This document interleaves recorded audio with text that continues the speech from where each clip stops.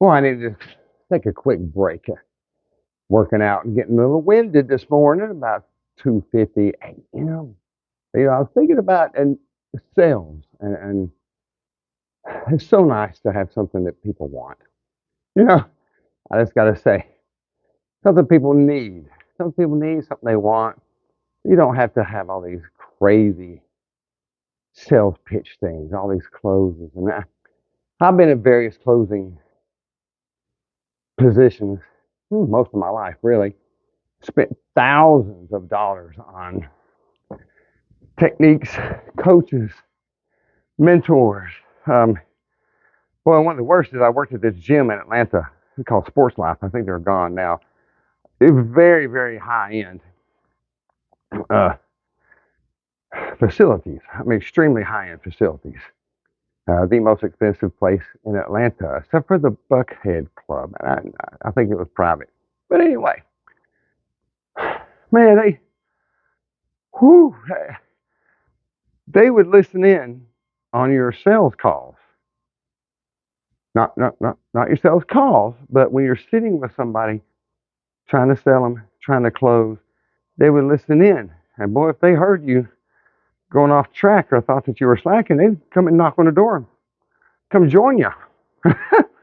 And then afterwards, if they didn't join you, you would have a coaching about that, you know, interaction you had with that potential client. And they were rough. I mean, you talk about high pressure tactics. It was insane. I mean, I actually felt bad, some of the times. I mean, you use all the closes, right? All the crazy closes. I'll work out a little bit while I'm talking. Like the assumptive close, right? The summary close, the now or never close, the question close. And then, of course, you have your puppy dog close. You little puppy dog, here, try to play with your little puppy dog. Oh, don't you like the puppy? Gotta take your puppy dog home with you because you like it so much.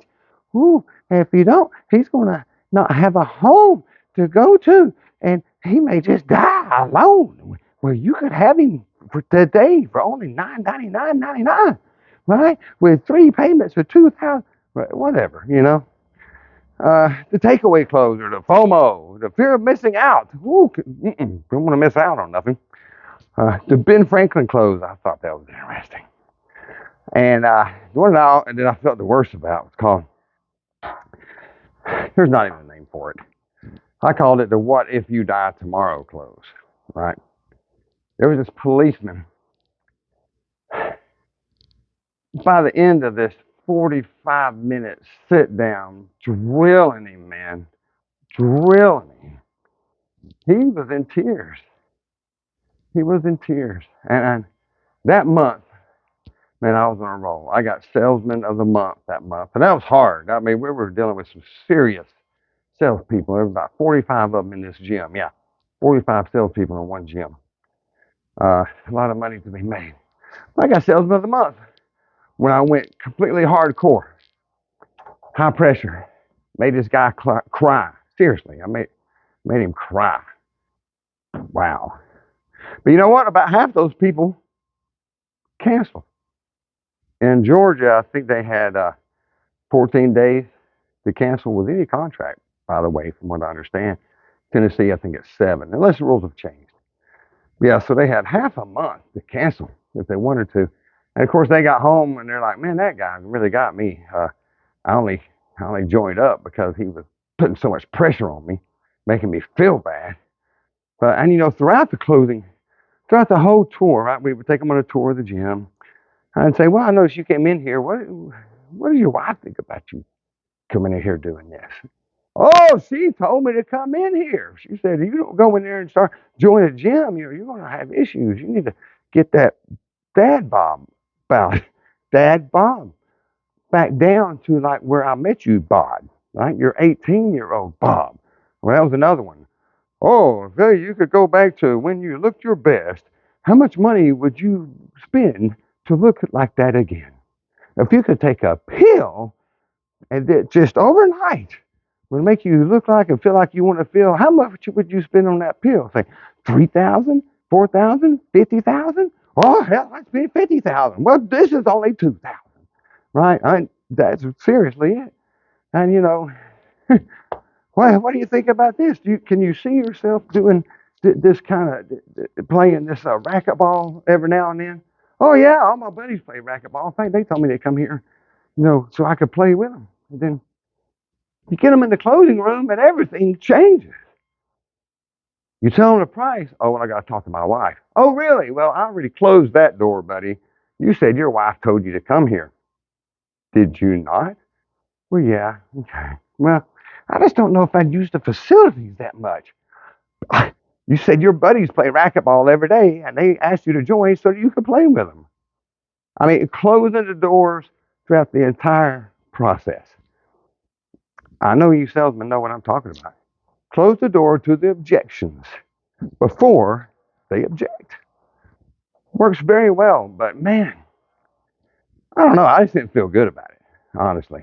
I believed in what I was selling fully. In fact, I'm doing it right now, right? I believed in exercise, 100%. But it just felt slimy. It felt slimy. So it's nice to have the Postal Annex. Man, people just come in there and they get stuff because they need it or they just want it, right? I have to do very little selling. I'm selling a little bit. These 9x12 cards that we're doing, the EDDM mailings. Most people don't do postcards anymore because they think it's out of style. Well, it is out of style. That's why it's effective. Facebook ads, well, I'm not going to get into that, but you can get a postcard and you can put it on your refrigerator if it looks good. If there's a coupon, say for a restaurant that you want to go to, you're going to put that on your refrigerator until you use that coupon. I know everybody gets those Ace things. I know I save them. I always forget that I have them when I go to Ace, but I save them. And they're postcards that come in the mail. Are they not? Yeah. But I mean, it's like the easiest sell I've ever had in my entire life because people want it. People want to get their name out there, the small businesses. Then they don't want to spend a lot of money. And with these, it's not a lot of money. So let's see, maybe I can use the fear of missing out. Yes, I can. All right. If you are a dentist, there can only be one dentist on this card. Those two-sided. My rules are exclusivity. There can only be one dentist on this postcard that we're sending out in a couple of weeks to 2,500 homes, 2,500 homes. That's half of Dunlap, half of Dunlap. But it's going to certain categories, right? It's going to targeted list of people. So you can only have one dentist on this card. Don't you want to be the one? Do you want your competitor to be on this card and be in 2,500 homes every month? We're doing monthly campaigns, baby. Fear of missing out. They don't want another dentist to be on there in somebody's home every single day, so 99% chance they're going to buy that ad. I'm not going to do the "What if you die tomorrow" one. I'm not going to give you that example. I felt so bad about that. I don't want to make anybody cry. Anyway, I mean, so many people come into Postal Index every day and thank us for being there, and that's such a wonderful thing.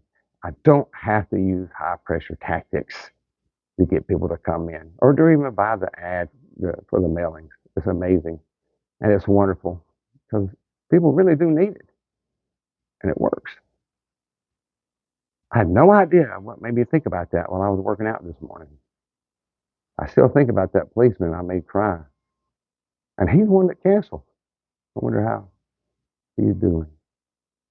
Anyway, you'll have a wonderful day, whatever you do today. Whatever day this is. About 2:30 in the morning Monday. It's Monday, I believe. Have a happy Monday.